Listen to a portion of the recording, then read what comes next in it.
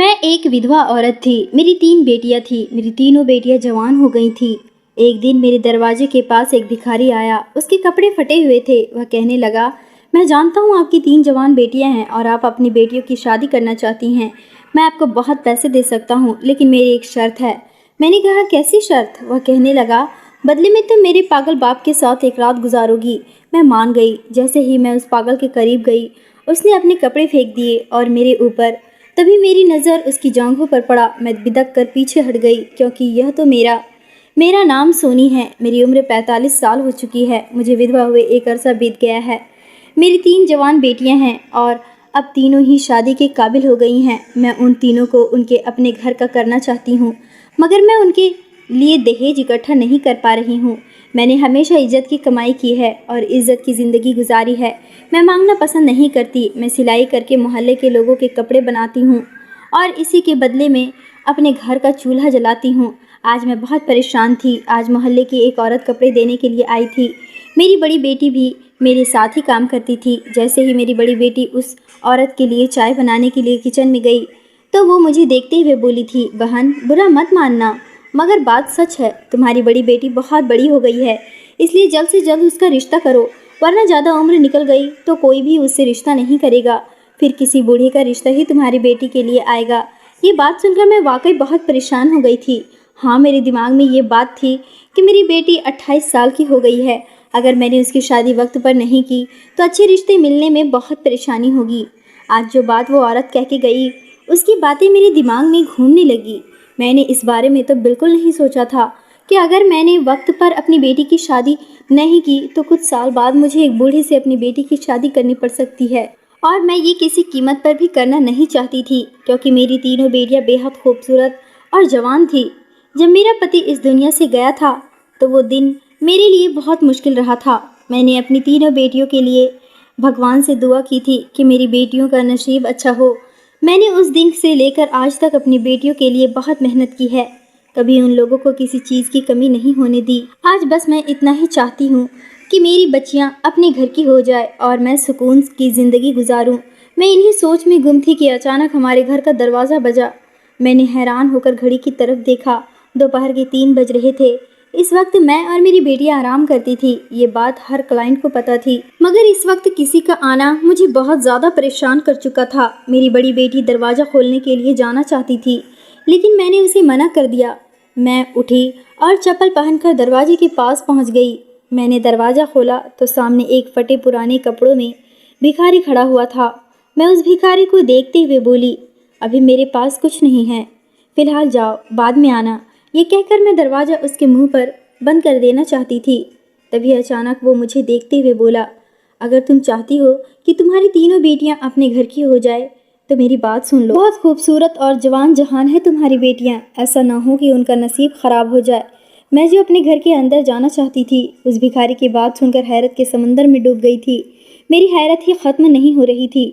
आखिर इस आदमी को कैसे पता चला कि मेरी 3 बेटियां हैं और तीनों ही खूबसूरत जवान हैं।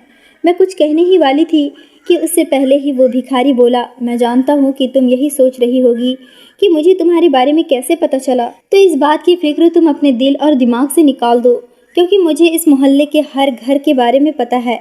मैं इंसान का चेहरा देखकर उसकी परेशानी को समझ जाता हूँ। अगर तुम चाहती हो कि तुम्हारी तीनों बेटियाँ अपने अपने घर की हो जाए तो तुम मुझसे मदद ले सकती हो। मेरी तो हैरत ही ख़त्म नहीं हो रही थी।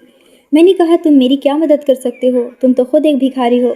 वह कहने लगा, मेरी इस हुलिये पर मत जाओ, बस तुम बोलो, क्या मैं तुम्हें जो बोलूँगा वह तुम करोगी? मैंने कहा, क्या करना है मुझे बोलो। हाँ, मैं करूँगी, जैसा तुम बोलोगे वैसा ही होगा। मेरी बात सुनकर वो भिखारी कुछ देर के लिए खामोश रहा और फिर जो बात उसने कही वो सुनकर मेरे कदमों तले ज़मीन खिसक गई। वो भिखारी देखने में तकरीबन 30 या 32 साल का था, मगर काफ़ी खूबसूरत था। अगर वो साफ़ सुथरा होता तो बहुत हैंडसम लगता, लेकिन वो काफ़ी गंदे कपड़ों में था। मैं हैरान होकर बोली, मगर तुम मेरी मदद कैसे कर सकते हो? तुम तो खुद लोगों से भीख मांग रहे हो।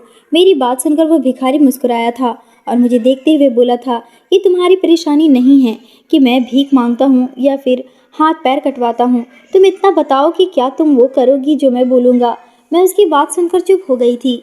मेरे पास कहने के लिए कुछ भी नहीं था। अगर मैं उसकी बात मान लेती तो मेरे लिए बहुत आसानी हो सकती थी, और अगर मैं उसकी बात ना मानती तो मेरे लिए बहुत ज़्यादा मुश्किलें थी। उसका कहना था कि मुझे एक रात उसके बाप के साथ गुजारनी है, फिर वो मुझे इतना पैसा देगा कि मेरी ज़िंदगी बदल जाएगी और मैं अपनी तीनों बेटियों की शादी बहुत धूमधाम से कर सकती हूँ। मेरे पास ये बहुत बड़ा मौका था और मैं इस मौके को बिल्कुल भी गंवाना नहीं चाहती थी।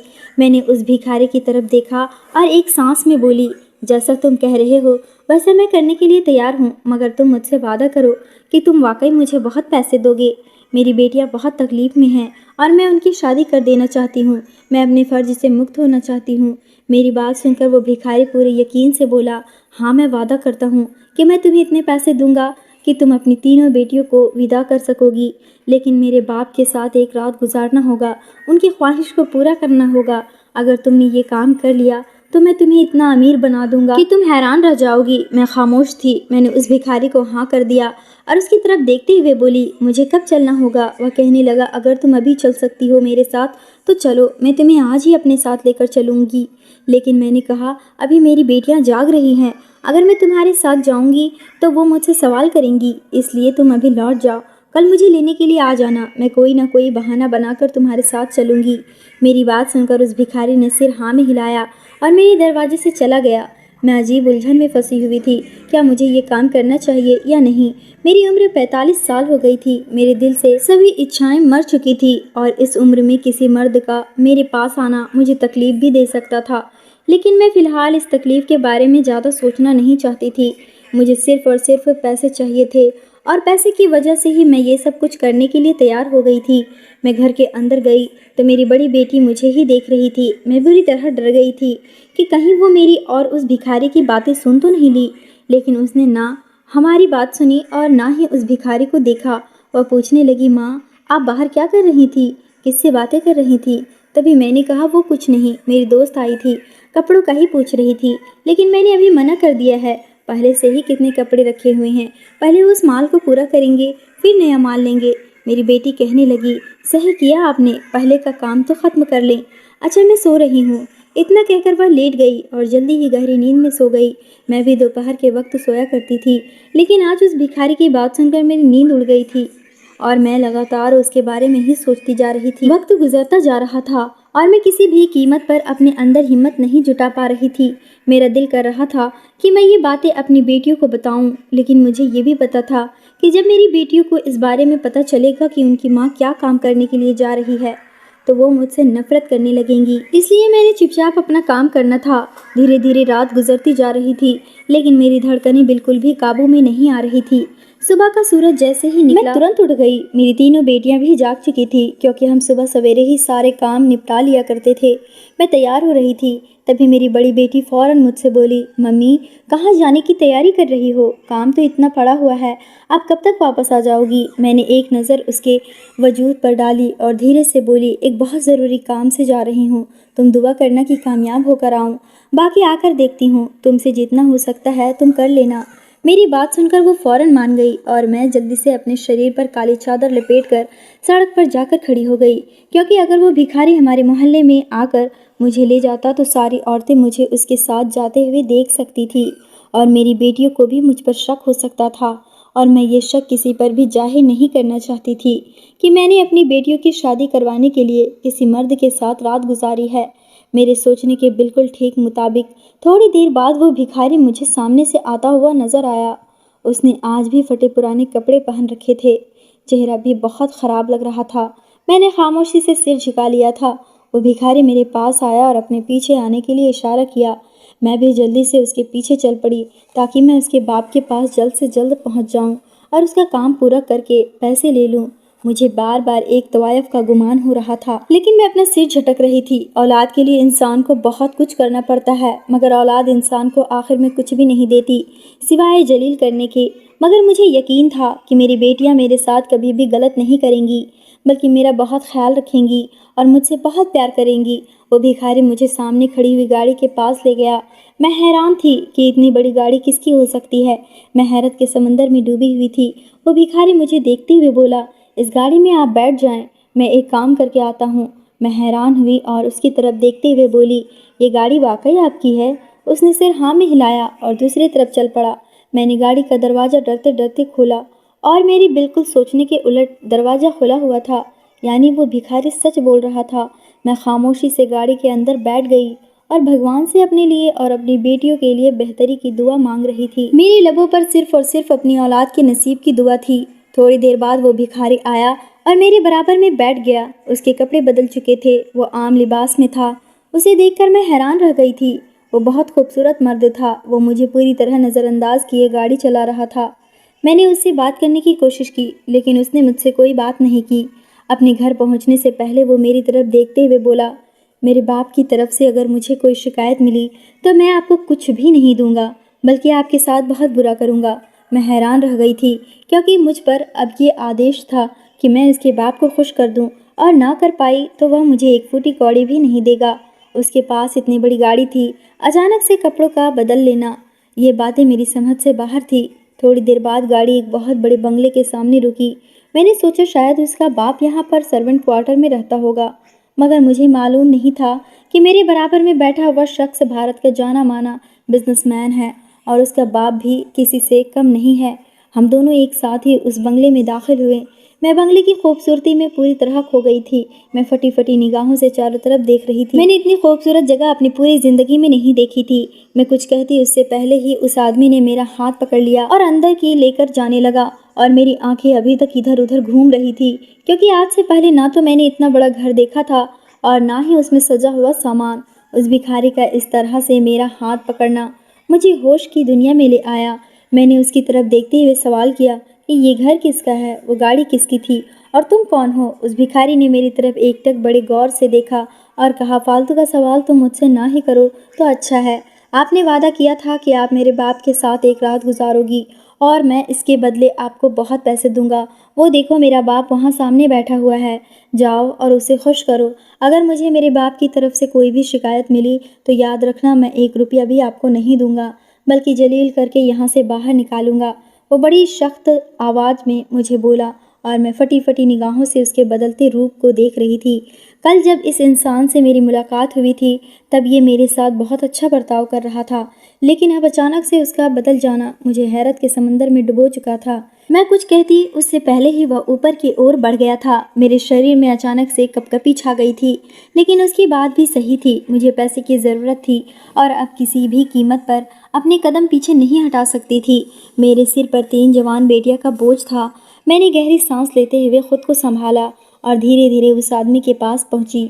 उसकी उम्र करीब 50 साल हो रही होगी। मैं कुछ कहती इससे पहले ही वह अपनी जगह से खड़ा हो गया और मुझे देखकर बोला, अच्छा तो तुम्हें मेरे बेटे ने भेजा है मुझे खुश करने के लिए। वह बड़े अजीब ढंग से बोल रहा था। मैं कुछ कहती इससे पहले ही उसने मेरे कमर में हाथ डाल दिया और मुझे अचानक ज़मीन पर पटक दिया। मुझे बहुत ज़ोर से चोट लगी थी। वह मुझ पर झुका और कहने लगा, चलो अब मुझे खुश करो, तो मेरी ख्वाहिश को पूरा करो। यही करने के लिए आई हो ना तुम? मैंने कहा हाँ, लेकिन पता नहीं मुझे क्या हो गया था। मैं उसे हाथ भी नहीं लगा रही थी। मेरे हाथ कांप रहे थे, मेरी नज़रें झुकी हुई थी, उसकी तरफ देख भी नहीं रही थी। मुझे यह सब बहुत अजीब लग रही थी। वह आदमी समझ चुका था कि मुझसे कुछ नहीं होने वाला। तभी वह कहने लगा, शादीशुदा होना, फिर भी नहीं पता कि मर्दों को खुश कैसे किया जाता है। और मेरे बिल्कुल करीब आ गया और मुझे दबोचने लगा और कहने लगा, अब मैं तुम्हें बताऊंगा कि खुश करना किसे कहते हैं। बहुत पैसे की लालच है ना तुम्हें, अब मैं तुम्हारी लालच निकालूंगा। वह आदमी पागल था। उस नौजवान ने मुझे बुरी तरह फंसा दिया था। मैं अचानक भागने लगी, मगर उसने मेरे बाल पकड़ लिए। मुझे समझ नहीं आ रहा था कि मैं क्या करूं, कहाँ फंस गई थी। मैं लगातार भगवान को याद कर रही थी और अपने आप को इस इंसान से छुड़ाने की कोशिश कर रही थी, क्योंकि मुझे ऐसा पैसा नहीं चाहिए था जिसमें मेरे साथ यह सब कुछ हो। अचानक ही वह मेरे चेहरे के करीब झुका और अपना हाथ मेरे चेस्ट पर रखा, और वह मेरे साथ जीवन की इस भाग दौड़ ने मुझे बहुत परेशान कर दिया था। मैं सिर्फ अपनी बेटियों की शादी चाहती थी। पति का गुजर जाना मेरे लिए बहुत बुरा साबित हुआ था। जब से मेरे पति इस दुनिया से गए थे, मेरे और मेरी बेटियों के लिए ज़िंदगी बहुत कठिन हो गई थी। लेकिन फिर भी मैंने किसी के आगे हाथ नहीं फैलाए थे, क्योंकि मैं इज्जत की रोटी कमाना चाहती थी। मेरे पति हमेशा एक बात कहते थे, सोनी, अगर कभी ऐसा समय आए कि तुम्हें लगे कि तुम्हें दूसरों के सामने हाथ फैलाना पड़ेगा, तो ऊपर वाले को याद करना, वह तुम्हें अपनी हिम्मत देगा कि तुम कभी किसी के सामने भीख नहीं मांगोगी। उसी दिन मैंने ठान लिया था कि मैं किसी के सामने भीख मांगकर अपनी बेटियों का पेट नहीं पालूंगी। मेरे पास मेरे दहेज की एक सिलाई मशीन थी और मैंने उसी पर बैठकर अपनी ज़िंदगी की कमाई शुरू की और अपने घर का चूल्हा जलाना शुरू कर दिया था। मैं मोहल्ले के कपड़े सिलने लगी थी और बदले में जो पैसे मिलते उससे मैं अपना घर चला लेती थी। लेकिन अब जैसे जैसे मेरी बेटियां बड़ी होती जा रही थी, मेरी परेशानी भी बढ़ती जा रही थी। मेरी बड़ी बेटी रानी की उम्र अब 28 साल हो गई थी और मुझे उसकी सबसे ज़्यादा चिंता सताती थी। मेरे पति रानी से बहुत प्यार करते थे और हमेशा कहते थे, सोनी मेरी रानी की आंखों में कभी आंसू मत आने देना, उसे हमेशा खुश रखना। पर मैंने ही अपनी रानी को सबसे ज़्यादा रुलाया था, क्योंकि मेरे पास इतने पैसे नहीं थे कि उसकी छोटी छोटी इच्छाएं पूरी कर पाती। हाँ, अब मैं अपनी बेटियों की इच्छाएं पूरी कर देती हूँ, लेकिन जो वक्त रानी ने गुजारा था वह मेरी बाकी दो बेटियों ने नहीं गुजारा था। खैर, अचानक से इस भिखारी का आना और मुझे पैसे देने की बात करना मुझे हैरान कर गया था। आखिर उस भिखारी के पास पैसे कहाँ से आ सकते हैं? लेकिन उसके दावे ने मुझे उसकी ओर खींच लिया था। वह भिखारी भले ही बुरे हालात में था, मगर उसके चेहरे से लग रहा था कि वह बहुत सुंदर है और यही चीज़ मेरे मन में लालच पैदा कर रही थी। मैंने सुना था कि कई बार लोग जो खुद को गरीब दिखाते हैं, असल में वही लोग अमीर निकलते हैं। मेरा अनुभव सच साबित हुआ था। जब मैं उस भिखारी के साथ उसकी गाड़ी तक पहुंची, तो मैं हैरानी के समंदर में डूब चुकी थी, क्योंकि एक भिखारी के पास इतनी बड़ी गाड़ी देख मुझे आश्चर्य हो रहा था। और अब अचानक उसका कपड़े बदलना और इतने अच्छे हुलिये में आ जाना, मुझे यकीन दिला गया था कि मैंने उस भिखारी के साथ आकर बिल्कुल सही फैसला लिया है। लेकिन मैं यह नहीं जानती थी कि वह मर्द मेरे साथ कितना बुरा करने वाला है। जिस आदमी के पास मुझे भेजा गया था वह इंसान नहीं बल्कि दरिंदा था। वह पागल था। उसने मुझे ज़मीन पर पटक दिया और अब अचानक मुझे उठाकर अपने करीब खींच लिया। वह मुझ पर झुका और खा जाने वाली नज़रों से मुझे देखा और कहा, मैं तुम्हें जिंदा नहीं छोड़ूंगी। तुम्हें पता है, अगर मैंने किसी औरत के साथ संबंध बना लिया तो मेरी यह जायदाद मेरे बेटे के नाम हो जाएगी। मेरी पत्नी जाते वक्त यह वसीयत कर गई है कि जब तक मैं किसी औरत के साथ संबंध नहीं बनाता तब तक यह जायदाद मेरे नाम रहेगी। और जैसे ही मैंने किसी औरत के साथ संबंध बना लिया, यह सारा धन मेरे बेटे के नाम हो जाएगा। फिर उसने कहा, तुम क्या मुझे बहलाने आई हो? मेरी जायदाद चाहती हो? यह कहकर उसने मुझे ज़ोर से धक्का दिया और मैं कांच की मेज पर गिरकर बुरी तरह घायल हो गई थी। मुझे बहुत दर्द हो रहा था। मैं उससे हाथ जोड़कर बोली, भगवान के लिए मुझे छोड़ दो। मेरे साथ ऐसा जुल्म क्यों कर रहे हो? मेरा इससे कोई मतलब नहीं है। मुझे ये सब नहीं पता था। तुम्हारे बेटे ने मुझे ऐसा कुछ भी नहीं कहा। मैं एक मजबूर औरत हूँ। बेटियों के लिए मैं ये सब करने के लिए तैयार हुई हूँ। आज तक मैंने कभी किसी मर्द को गलत नज़र से नहीं देखा। मैं और कुछ कहती, इससे पहले ही वह फिर से मेरे पास आ गया।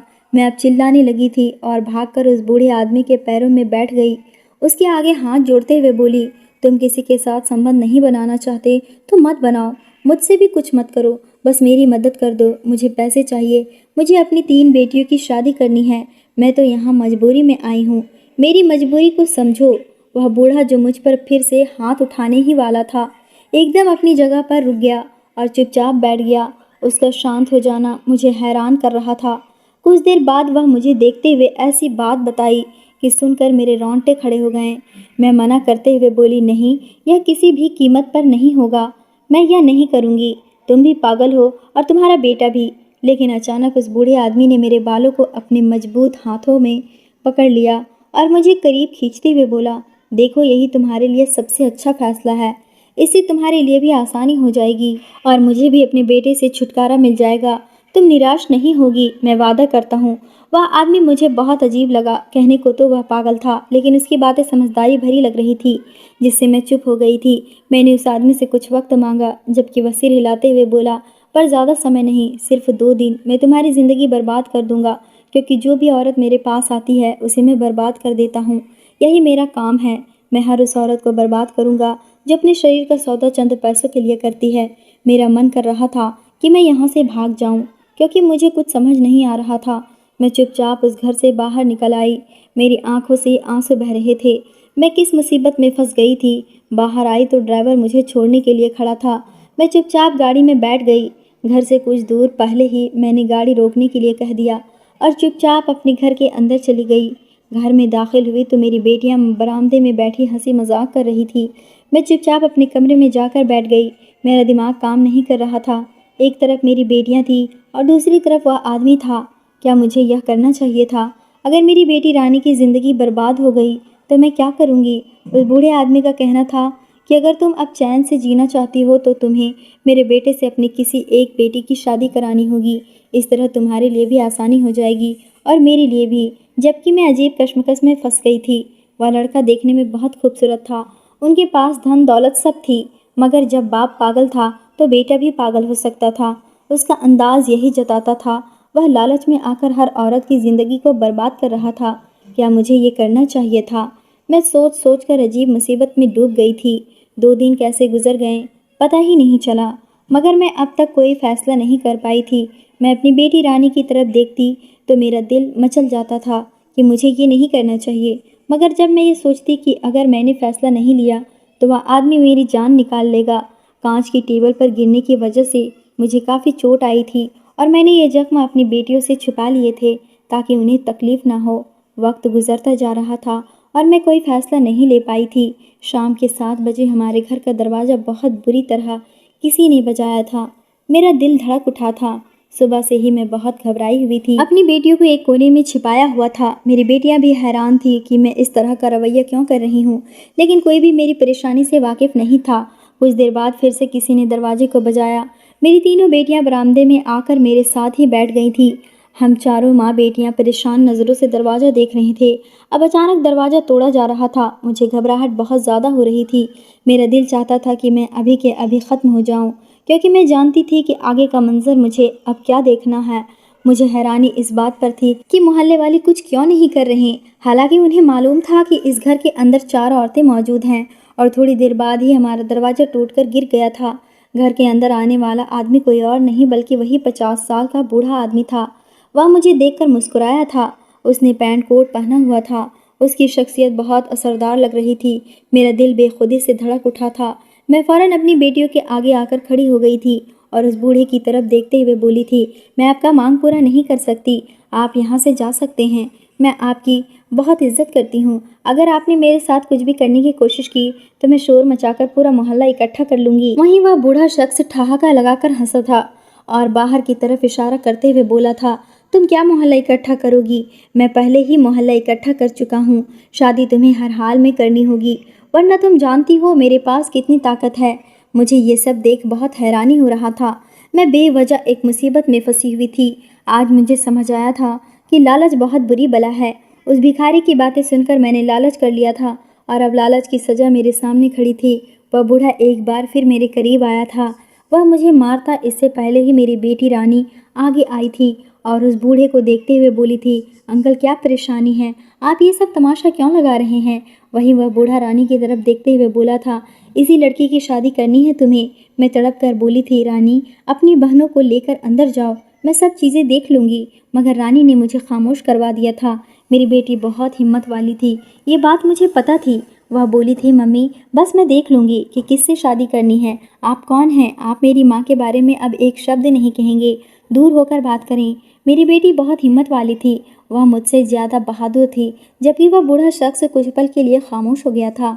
अचानक उसका बोलने का अंदाज बदल गया था और वह रानी की तरफ देखते हुए नॉर्मल अंदाज में बोला था, तुम्हारी माँ मेरे पास अपना जिस्म लेकर आई थी ताकि मैं उसके साथ रात गुजारूं। बदले में उसे बहुत पैसे मिले और उन पैसों से वह तुम तीनों बहनों का शादी कर सके, मगर मैं ये नहीं कर सकता। हाँ मेरे पास बहुत जायदाद है, मगर मेरी पत्नी मरने से पहले एक वसीयत कर गई थी कि अगर मैंने किसी और औरत के साथ रिश्ते बनाए तो मेरी सारी जायदाद मेरे बेटे के नाम हो जाएगी और मैं ये नहीं करना चाहता। मैं तमाम उम्र तमाम जायदाद अपने नाम रखना चाहता हूँ, क्योंकि जब तक ये जायदाद मेरी है तब तक मेरा बेटा मेरा है। जिस दिन ये जायदाद मेरे हाथ से गई मेरा बेटा भी मेरे हाथ से चला जाएगा। वह मेरे साथ नहीं रहेगा। उसका इरादा यह शहर छोड़ने का है। वह अमेरिका या लंदन में रहना चाहता है और मैं ऐसा नहीं चाहता। मैं चाहता हूँ कि वह मेरे साथ रहे, उसके बच्चों के साथ मैं खेलूँ। इसलिए मैं अब उसकी शादी कराना चाहता हूँ। ये औरत मुझे बहुत मजबूर लगी है, इसलिए मैंने सोचा कि एक बेटी यानी तुमसे अपने बेटे की शादी करवा देता हूँ तो मेरे बेटे को सुधार भी लोगी और हमारी ज़िंदगी के अंदर शांति भी लाओगी। मगर शायद तुम्हारी माँ को ये रिश्ता ठीक नहीं लग रहा था। वह इतने सलीके से बात कर रहा था कि मैं हैरान रह गई थी। वह तो पागल था और उसकी हरकतें भी पागलों जैसी थी, मगर अब रानी से बात करते हुए उसकी बातें एक अलग ही थी। मैं कोई फ़ैसला नहीं कर पा रही थी।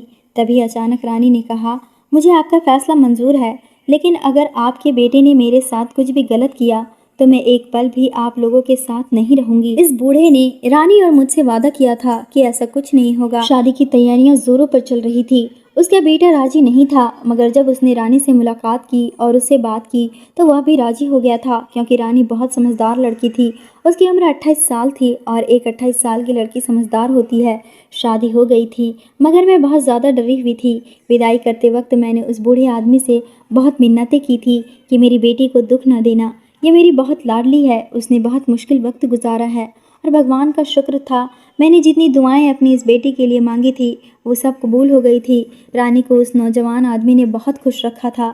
शायद वह भी अपने लिए रानी जैसी ही लड़की चाहता था, जो उसे समझती और उसे सही रास्ते पर लाती। मेरी रानी ने उसके घर को स्वर्ग बना दिया था। वह बूढ़ा आदमी भी रानी से बहुत खुश था। कुछ समय बाद रानी ने अपनी दोनों बहनों को भी अपने हाथ से ही विदा किया था और मुझे अपने घर ले आई थी। अब मैं अपनी बेटियों के साथ खुशहाल जिंदगी गुजार रही हूँ।